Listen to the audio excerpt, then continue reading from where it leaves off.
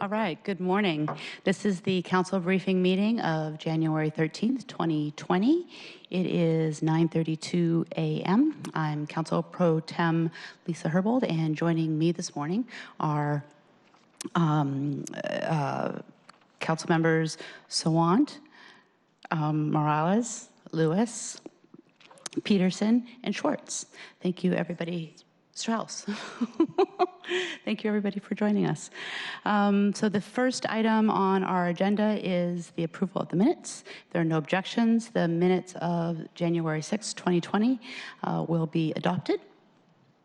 Hearing no objection, the minutes are adopted. As far as President's report today, just want to share that I had a phone call with the Legislative Department leadership last night at 7:30 p.m. to assess the weather conditions. With what conditions seeming mild, we scheduled another phone call this morning for 7:30 a.m. Again, assessing the conditions as mild, made the decision to keep the department open and continue with all of our planned meetings. SDOT has more than 60 snow and ice fighting equipment prepared and ready to go to clear snow and ice from major streets and are pre-treating conditions when able. The city's severe weather shelter is opening at the Seattle Center Exhibition Hall between January 12th through January 19th, and the severe weather shelter services adults aged 18 and older, and it is operated by the Salvation Army. Other issues related to emergency operations. In the event of an activation, daily press conferences will be held at the Emergency Operations Center at 10:30 a.m. and at necessary 4 o'clock p.m. daily. Press conference will be similar to what they produced last year. We can also expect to receive ongoing communications in the way of blog posts and press releases from the Office of the Mayor sent daily at 8 a.m. And the Mayor's Communications Office reaches out to our comm staff every morning to ask whether committees have been canceled, and which they will then include in a press release that they send out, helping us get out the word about cancellations as necessary. Our comms office is committed to working closely with each of your offices and the clerk's office to get cancellation information. As far as items that I have on my report, before I go into council business, I want to share with folks the very exciting news of the new baby born to Council President Gonzalez. Her name is Nadia Luciana Gonzalez-Williams. She was born on the 10th and weighs 6.49 pounds, and want to, on behalf of Council President Gonzalez, send a shout out to the staff at Swedish and First Hill, including those, of course, represented by SEIU 1199 Northwest. So photos forthcoming, I'm sure. Items coming up on today's full council agenda. I will be presenting 2 of the 3 bills that have been championed by Council President Gonzalez coming out of her committee, specifically related to campaign finance reform. We are moving on 2 of the 3 bills, and the bills that we are moving on relate specifically to the requirements for commercial advertisers and qualified public communications, as well as a bill related specifically to foreign influence corporations from making independent expenditures or contributing to campaigns. We are not moving ahead the bill sometimes referred to as the Super PAC bill. There will be 2 amendments proposed related specifically to the Foreign Influence Corporations bill. And those amendments, the first adds the definition of an independent expenditure committee to the definition section. This necessary definition was previously missing. And the second changes the title of Section 7 from limits on contributions to campaign expenditure committees to independent expenditure. This is important because it ensures that foreign influence corporations would not be able to make political expenditures themselves. As it was written in the original bill, that limitation was related to the contributions to an independent expenditure committee or to campaigns, and we want to make it specifically broad enough to include a direct independent expenditure that a foreign influence company might make. I think that's all I have on those items. Councilmember Sawant has introduced to the introduction referral calendar a resolution related to actions both here and abroad related to the activities in the Middle East. And I have worked with the Office of Intergovernmental Relations, who have worked with some of our external to the city organizations to suggest some changes, and I'll share them with folks. I would request that if the changes are changes that people want to have more conversation about, there is a request from some of these organizations that we take some more time. But I think I appreciate that there is interest in moving forward expeditiously. So I really think the interest in taking more time is dependent on the level of concerns that folks may have or may not have with the version that I'm about to pass around. Thanks. That's it for me. Thank you, Council President Pro Tem Herbold, and thank you for serving. And I wanted to make sure I pass the original resolution that we have drafted from my office, in addition to... And I will send out a strike changes version. I'm sorry, that I intended to print up a version that shows the changes. So I will make sure that everybody receives. As long as you've sent it to us electronically, that's the most important thing, and I'm happy to look at that. Thank you. So good morning, everyone. And I will join Council President Pro Tem Herbold in congratulating Council President Gonzalez on the birth of Nadia Luciana, and also use that as an opportunity to thank the healthcare workers at Swedish, including those organized with SEIU 1199, who organized an energetic rally on Thursday evening, where we were also joined by State Representative Nicole Macri and healthcare workers, who are saying they deserve a fair contract, and of course, my office completely supports them. There are no items on today's City Council agenda from the Sustainability and Renters' Rights Committee. The next meeting of the committee is scheduled for a special time, Thursday, January 23rd at 6 p.m. here in Council Chambers.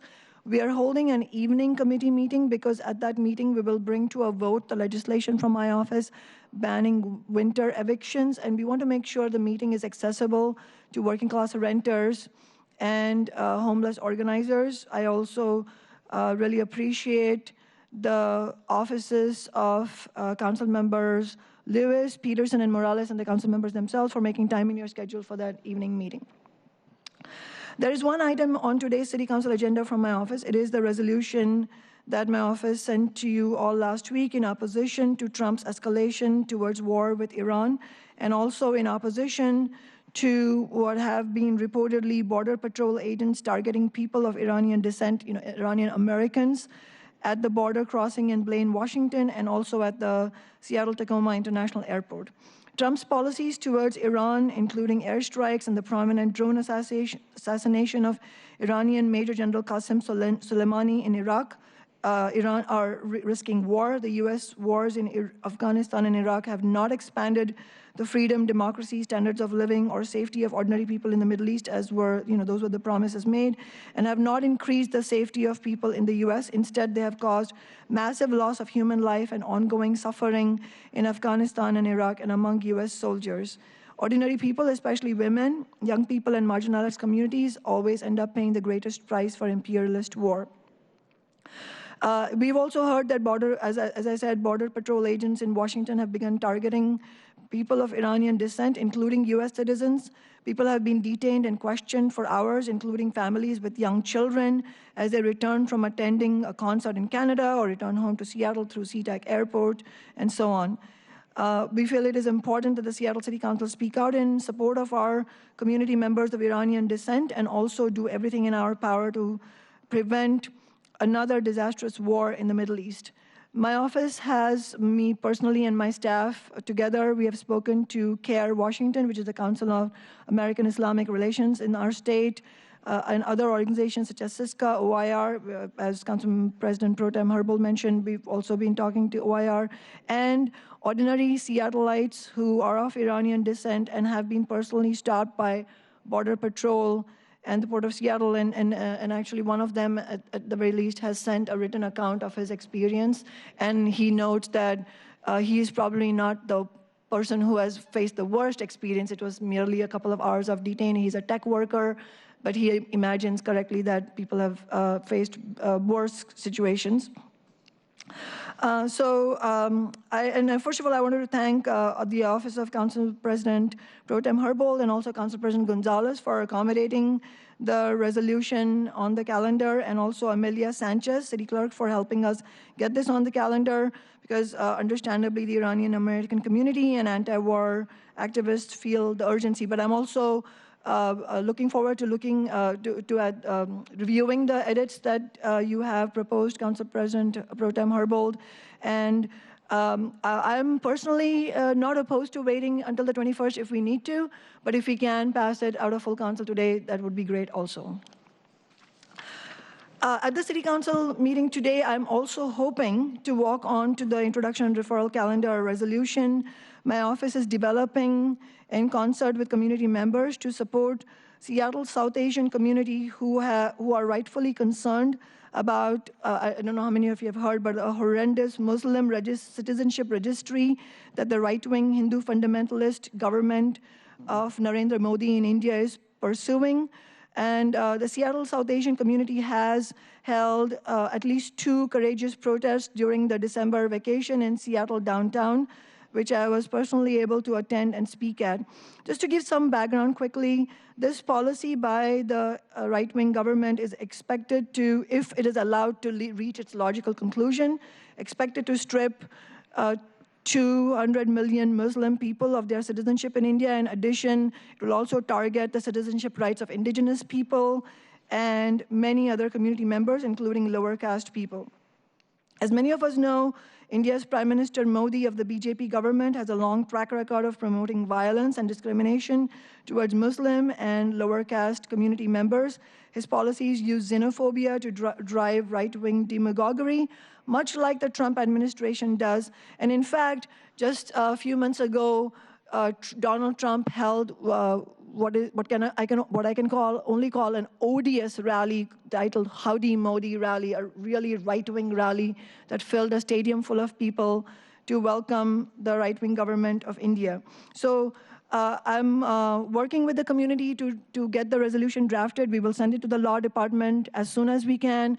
And if the resolution is approved by the law department, I will be bringing it on to City Council, and I will be sharing it electronically with you all the first chance we get once it is approved. If we can introduce it today, then it will be available for the public to see, and also hoping that we can vote on it on the 21st. And there will be community members here to share with public comment. And just for clarification, there is a question whether or not we will be having it walked on by you based on whether or not we get approval by the law department. Is that correct? Yeah, quite a question in my mind, only logistically speaking, if we have the time to turn it around, not so much in the substance of it. All right, thank you. And then finally, please join my office this evening along with the dynamic fighting labor leader, Sarah Nelson, and hundreds of our friends and neighbors as we launch the 2020 Tax Amazon movement. And also, it will be my inauguration. The rally will be held at Washington Hall at 6 p.m. weather permitting. Hopefully it will go through. But we will keep everyone updated. As of now, everything is on schedule, just like our city council meeting. And I just wanted to say I might have to leave briefing early, so I give my apologies in advance. Thank you. Councilmember Morales. Yes. Well, good frosty morning, everybody. I want to also extend my congratulations to Councilmember Gonzalez and her family, and welcome Nadia. Can't wait to meet her. I don't have a lot. I do want to let folks know that our Community Economic Development Committee will typically meet on the third Tuesday at 2. But this month, we're getting bumped because that Monday is a holiday. So council meeting will move to our Tuesday spot, and our meeting will be moved to Friday, January 24th at 2 p.m. So that's that.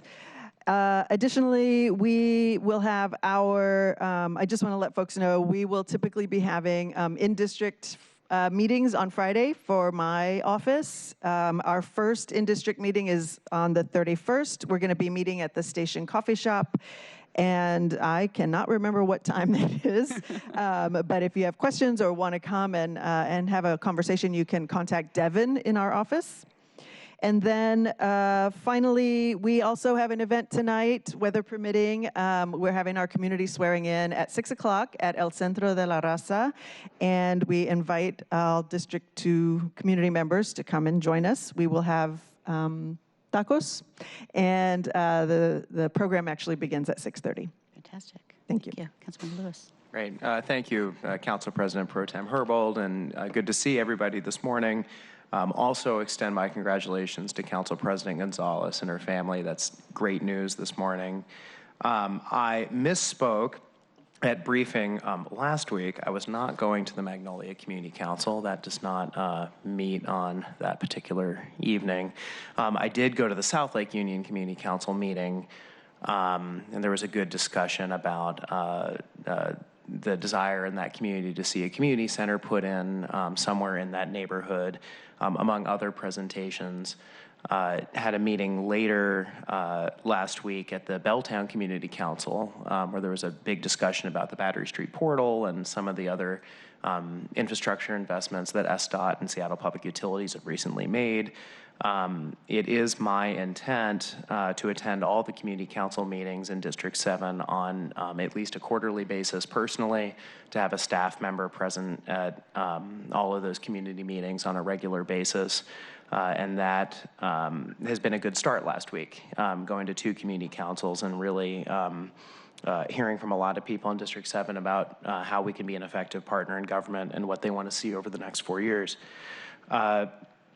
The Select Committee on Homelessness Strategies and Neighborhoods is going to meet next week on January 22nd, so a week from Wednesday, at 2 p.m. in Council Chambers. One item of business that will be on the agenda is going to be Councilmember Swan's ordinance on transitional encampments and the reauthorization, and would appreciate everyone's feedback and perspective on that ordinance over the course of the next couple of weeks.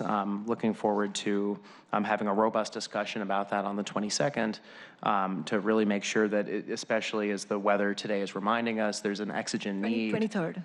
Sorry? You're talking about the winter moratorium? No, not the winter moratorium, the transitional encampments. Oh, sorry. Yes, the tiny house village reauthorization. And but I mean, as the weather today is reminding us, making sure that we have ample opportunities to get everyone into shelter is more important than ever. So definitely appreciate people's feedback on that ordinance, and look forward to having a discussion. And those are the only things I have to report this morning. Yeah. Councilmember Peterson. Good morning, everybody. Thank you, Council President Pro Tem Herbold, for taking on these extra responsibilities this month, and congratulations to the Gonzalez family. That's really exciting. More kiddos in the council is a good thing. So the snowstorms remind us of the importance of local government to keep things running. keep the streets clear. I want to commend Mayor Jenny Durkin, her department heads, and all the workers in the field who were out late last night. And over the weekend, they were meeting from SDOT, SPU, HSD to keep things running. And parents of school kids woke up this morning to find out public schools were delayed a couple of hours. Some private schools were starting on time, and some were canceled altogether. So as a parent of school kids, hopefully it was consistent in your household and you didn't have siblings yelling at each other this morning. If you do have a sidewalk, please, got a prop for this morning. Please be sure to shovel the sidewalk. If you have neighbors who are mobility impaired or older and need help, please help your neighbors. It's very important to keep those sidewalks clear. We learned that from the snowstorm last time. And the weather forecast is for it to get cold tonight, so beware of ice tonight and tomorrow morning. On the City Council agenda today, there are no items from the Transportation and Utilities Committee. We are meeting this Wednesday, January 14th at 9:30 here in Council Chambers. For our first meeting, we will hear an update on the Seattle Transportation Benefit District and the important services it provides to residents, including supplemental bus service and filling potholes. And I've asked for this update because in a few weeks we'll explore ways to potentially renew the Transportation Benefit District. Renewal of that has been made more complicated because of what I consider to be the very harmful Initiative 976 by Tim Eyman. But I look forward to working with SDOT, our city attorney's office, on options, and I'm optimistic we'll find a path forward. I believe it's really important to maintain and expand transit to our city. In addition, we'll hear from Seattle City Light and Seattle Public Utilities updates on their strategic plans. I'm very keen on seeing where we can stem the increase in utility bills. Events in District 4. Last week, my staff attended the legislative district meeting, the town hall held by our 46th LD representative, Senator Frock, Representatives Valdez and Paulette. We also attended the Ravenna-Bryant Community Association, heard about some pedestrian safety issues, and I attended the Northeast District Council meeting to answer questions. Talked about the Transportation Benefit District renewal as well. Thank you to the chair, Nancy Bolin, who's a great community leader in District 4. And interesting thing, I had fun Friday afternoon. For those trying to reach me Friday afternoon, I was actually out doorbelling again. I was knocking on doors to let neighbors know about a repaving project in my district, 15th Avenue Northeast, from 55th Street all the way up to Lake City Way, just making sure everybody was aware of that project to sort of get input. SDOTs are also getting input on that, but it was fun to be out there talking to constituents directly here and informing them about the project. This week, we'll be going to the Eastlake Community Council meeting and then office hours every Friday in 4 from 3 p.m. to 6 p.m. at Magnuson Park, Building 30 Conference Room. Thank you. Councilmember Strauss. Good morning. Again, congratulations to Council President Gonzalez and Cameron. Welcome to the world, Nadia.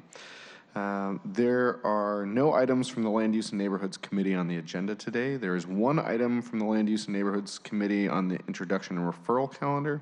It is Clerk File 314443, which is an application for a contract rezone of 4731 15th Avenue Northeast from neighborhood commercial 2 to neighborhood commercial 2 with a 75-foot height limit and MHA suffix. The reason I bring this up this morning, and this property is located at 47th and 15th Northeast, which is the University Baptist Church.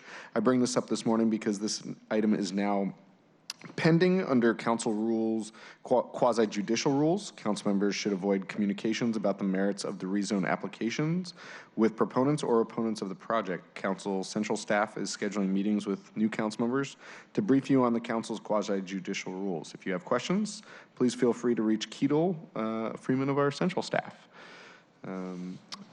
Last week, we had the opportunity to open District 6's district office. We also did a district walk, and we're joined by Sergeant Stevens and Officer Sergio Garcia of the Seattle Police Department, which was a very productive walk, hearing concerns about public safety and also interest in additional outreach workers in the community, Ballard playgrounds, concerns about construction. And so day 2 of being on this job, we were out on the streets, hitting the ground running and meeting with constituents. We also had the opportunity to join Sound Transit's expansion committee and advocate for the 130th station coming on as soon as possible so that the Linwood extension can be as effective as possible, reaching its full potential on day 1. Additionally, and lastly, with the snowstorm impending, we will be sending out updates from our office about different resources people can utilize in District 6 and across the city. That's all I have. Thank you. Fantastic, thank you. Just a couple things that I did not mention related to my Public Safety and Human Services Committee. The regular meeting scheduled for Tuesday, January 14th is canceled, and the first committee meeting will be on January 28th and at 9:30 a.m. Also, I just want to announce publicly a reminder to the viewing public as well as my council colleagues that there is the 47th annual community celebration of MLK Jr., Martin Luther King Jr. on Friday, January 17th from noon to 1:30 at Mount Zion Baptist Church. And this year, internationally acclaimed scholar and speaker Tricia Rose will be their keynote speaker. And Danelle Damon and Greater Works Gospel Choir will join them again with their award-winning music. And if there's a critical mass of folks that are interested in going, we might look into trying to arrange transportation for us all to get there together. All right, great, thank you. If there's no further business to come before the council, this Monday morning briefings meeting is adjourned. It's 9:59 a.m. Thank you. Thank you.